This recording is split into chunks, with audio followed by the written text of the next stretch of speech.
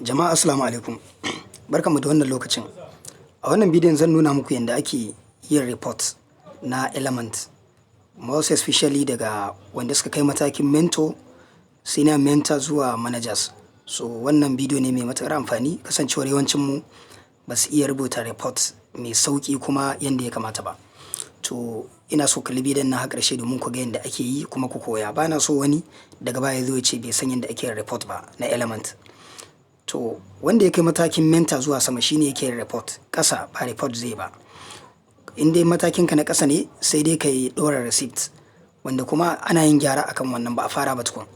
Idan kuma ka kai matsayin mentor to za ka iya ɗora receipt kuma za ka iya yin report. Ya za ka yi can sama ga layi uku taɓa wajen sai ka shiga time entry gashi nan daga tsakiya. Zai buɗe maka gashi nan yau ya ce Wednesday. To in za ka rubuta report na ranar za ka rubuta, kar ka rubuta report na jiya. Ina fata kun gane. Kamar yau 29 ga wata za ka bar date ɗin a haka yanda yake. Sannan akwai awannin da aka baka a sati kai report ɗin nan. Kamar ni an bani awanni 15, na ci awa 3, na ci awa 5 sorry, sauran awa 10. To wannan report ɗin na yau ina so na yi na awa 2. Kuma ƙarfe nawa ne wato na yi report ɗin. Na yi report ɗin ne ɗazu misalin ƙarfe 12 na rana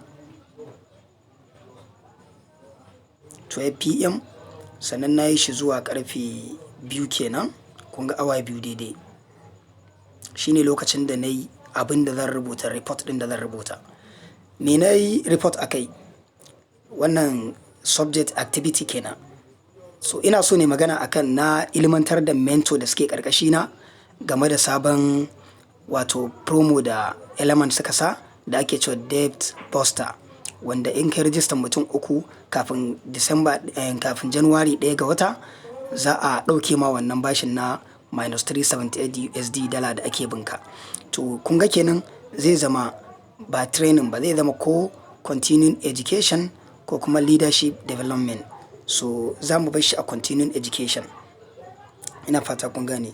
Idan ka sa continuing education so ba buƙatar ka sa ID na wato na wanda suke ƙarsan ka tunda ba training ka musu ba. Continuing education. So ya sunan description of education sai na ce we have, tunda kamar gaba ɗaya tare muka yi aikin. We have discussed with my deadlines mentors on the Barinsa I have discussed with my deadlines mentors on the latest promo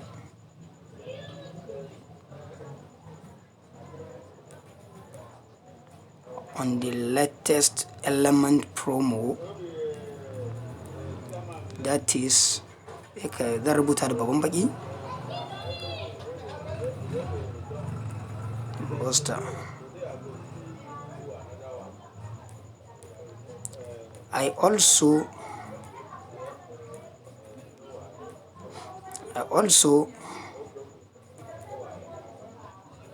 encourage them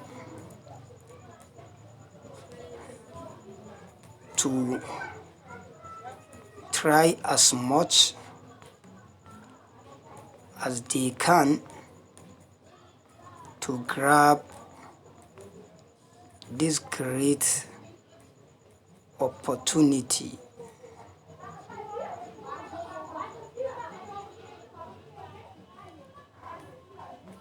The discussion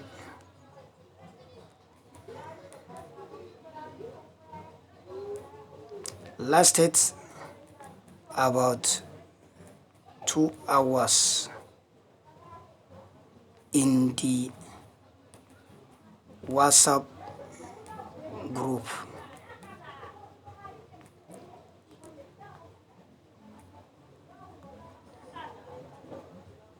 Nan zan ɗan yi sakin layi.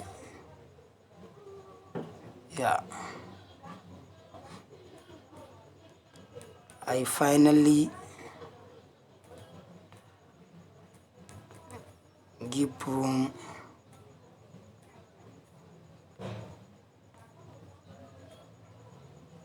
for each and every one of them to ask questions and also share his opinion. Shikenan kawai na yi musu mun tattauna ni da wato na ƙasa da ni wanda suke mentors ne, na tattauna da su mentors na ƙasa da ni ba duka kowa da kowa ba akan wannan promotion ɗin wato sannan kuma akwai abin da ban faɗa ba, ina so in ce kuma na ba su dama su je su ilmantar da na ƙasa da su. To bari in ƙara shi a nan tun da nan na sa finally. I ask them to also discuss this with their downlines since the promotion is for everybody. So gashi nan, I have discussed with my downlines mentors on the latest Elamant promo, that is Debt Buster, shine promo din mun tattauna da su akan shi. I also encourage them to try as much as they can to grab this great opportunity. Sannan na ba su karfin gwiwa cewa su yi kokari domin su ga sun kwashi wannan roman. The discussion lasted about 2 hours in the WhatsApp group. Mun yi kamar awa 2 muna wannan tattaunawar. I asked them to also discuss this with their downlines. Na kuma ba su damar su je su tattauna wannan da na ƙasa da su, since the promotion is for everybody. Tunda wannan promotion din kowa da kowa zai iya yin sa. Kowa da kowa ne aka ba shi dama yayi wannan promotion din na Debt Buster. I finally gave room for each and every one of them to ask questions and also share his opinion. Da ƙarshe dai na ba da dama kowa ya yi tambayar da zai yi, sannan kuma ya faɗi ra'ayinsa. So kawai sai ka taɓa add time entry. Gashi nan yana loading. Shikenan kun gan shi nan? Shine wannan. So akwai wanda nayi ba a karɓe su ba, in an karɓa za ku ga ya tashi daga pending ya zama wato sun karɓe shi. Sannan nan kun ga a wannan sun rubu. Wannan dai shine ake report a takaice. Idan kana da wata tambaya za ka yi a ɓangaren comment a ƙasan bidiyon nan, ni kuma zan ba ku amsa cikin gaggawa. Sai an jima.